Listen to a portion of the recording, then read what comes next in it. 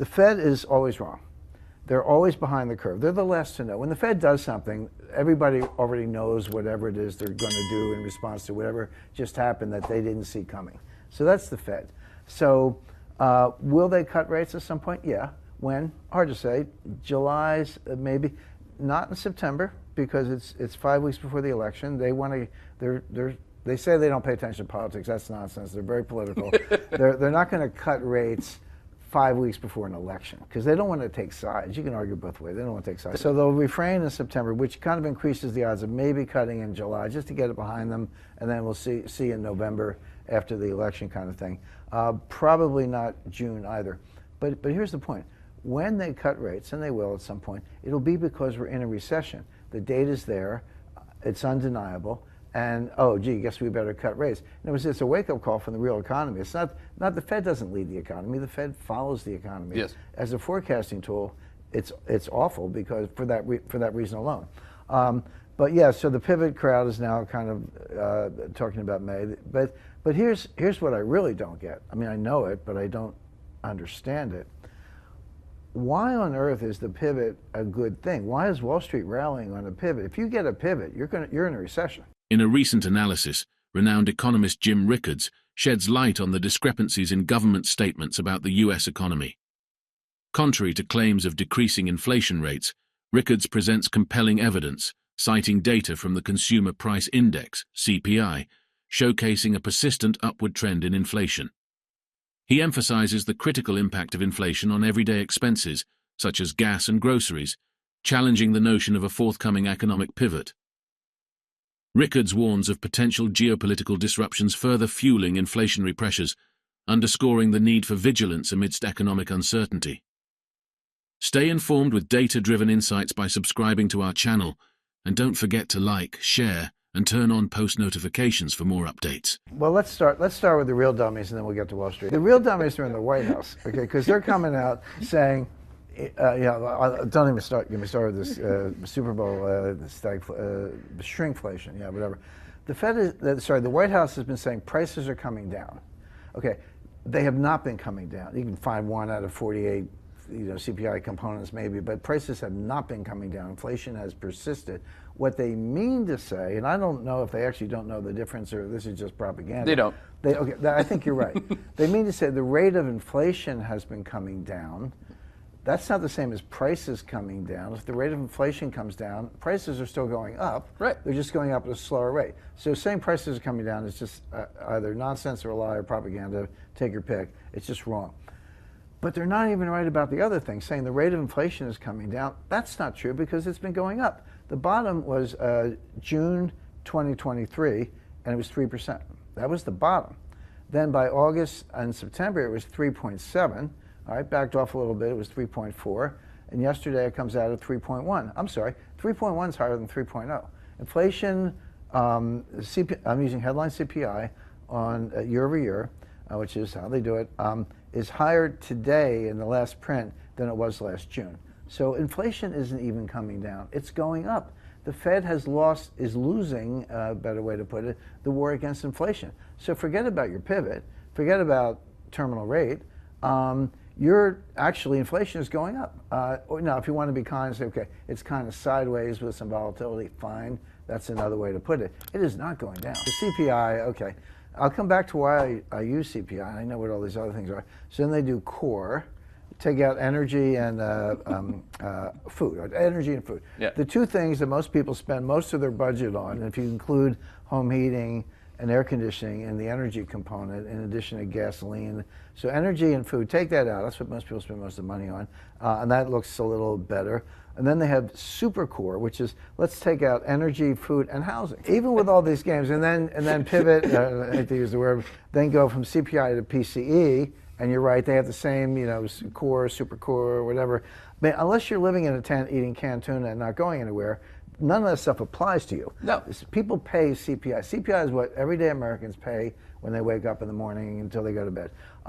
And that is the most politically potent one because that will affect people's votes. You can talk about Supercore, PC, Supercore. Yeah, all you want. Yeah, no housing, no food, no energy, no anything else, no plumbing. But But that's not what people vote on. They vote on CPI. Yes. So I look at CPI headline because it is the thing that affects behavior. It is the thing that's going to affect and how people vote in the election.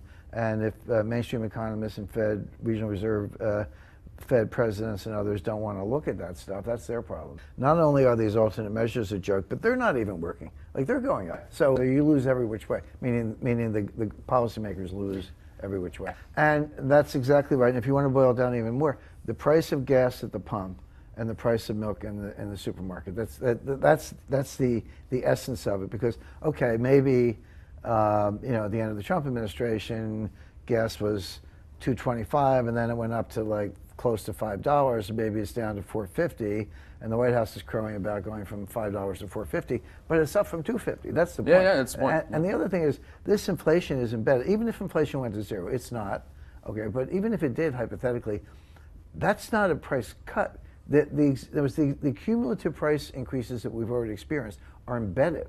They're locked in. They're not going away. And that still annoys people, even if inflation came down, which it's not, it's going up, as we just discussed. Those price increases are there probably forever. And that's what people remember. And I think it could go higher mainly because oil prices won't budge. Now, I think the big picture is disinflationary, maybe bordering on deflation, which is a central banker's worst nightmare. Because they say, we don't worry about inflation because we'll just raise rates until it goes away. It's debatable, but that's what they think. But deflation, they don't have a formula. I mean, QE doesn't work. QE is a joke. And by the way, when I say that, I should be clear, there's a lot of empirical evidence that's come along since 2008, globally, looking at other countries that have done this, that says QE doesn't work. And so you can do it, it's for show, you can talk about it, but it doesn't cause inflation. I mean, just take the end of the last recession in 2009, but treating that as COVID-related, turning out the lights, not really fitting in any economic model, but going back to 2009, March or June 2009, the end of the last recession, to the end of 2019, just pre-COVID, and COVID got crazy. 10 years, 10 years. The Fed balance sheet went from $800 billion to $5 trillion. That's base money, M0 money supply. $800 billion to $5 trillion. There was no inflation. There was no inflation. They couldn't get inflation. The annual growth, average annual growth for the whole 10 years was 2.2%. Our potential is 3.5 if we do everything right, have good policy and so forth. When you're growing at 2.2 and your potential is, I'll say 3.25, that's what Keynes called a depression. And I've said, I don't have to play the recession game. I mean, I know what they are. But I said in 2007, we entered a depression. And we've been in it for the 14 years or 17 years since. And guess what? Japan went into a depression in 1990. They've had, you said they came out the other day, the data shows they're in a recession. That's right. This is their 9th recession. It is. This is their 9th recession since 1990. What do you call 9 recessions in 30 years? I call it a depression, but which has no impact at all. What does have impact is psychology expressed as velocity. In other words, you can have hyperinflation on a pretty small money supply if the turnover goes to 3 or 4, or 10 or some big number. But that's psychological. People have to, and that does feed on itself. That's not supply side inflation. That's demand side inflation. But the problem with that is supply side inflation tends to self-extinguish. When prices get high enough, they come back down depending on what they are, because people will produce more, solve the inefficiencies in the supply chain. But the demand side inflation has no natural cure. It does feed on itself and grows exponentially. So that kind of psychological change, which I don't see right now, and velocity, which feeds on itself, will give you as much inflation as you want, regardless of money supply. So that's why I say that's kind of irrelevant. But you have to factor in geopolitics. I mean, there's no, so we're building a neural network right now because we're getting all our nodes and factors. But the geopolitics are obvious. So you're disrupting the supply chain again. So that's an inflationary impulse. You can get into a debate with smart people. That's not really inflation, it's supply chain. To me, if the price goes up, it's inflation. But I grant that there are two different kinds, supply-driven and demand-driven.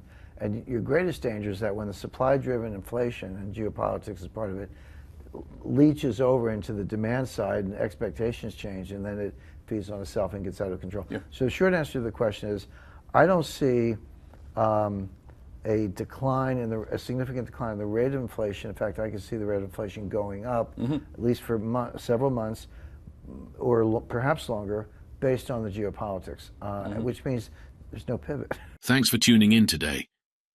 In this insightful discussion, Jim Rickards highlights the Federal Reserve's lagging response to economic trends, emphasizing the political nuances surrounding rate cuts. He debunks government claims of decreasing inflation rates, citing compelling CPI data that reveals a persistent upward trend. Rickards warns against the notion of an impending economic pivot, stressing the embedded nature of inflationary pressures, especially in essential commodities like gas and groceries. Moreover, he delves into the geopolitical factors exacerbating inflationary risks, challenging conventional monetary policy approaches. As we navigate through these complex economic landscapes, it's crucial to stay informed and critically analyze the data. Don't forget to subscribe to our channel for more insightful discussions like this video, and share your thoughts in the comments below. Your engagement helps us foster a vibrant community dedicated to understanding today's financial realities. Thanks again for watching, and see you in the next video.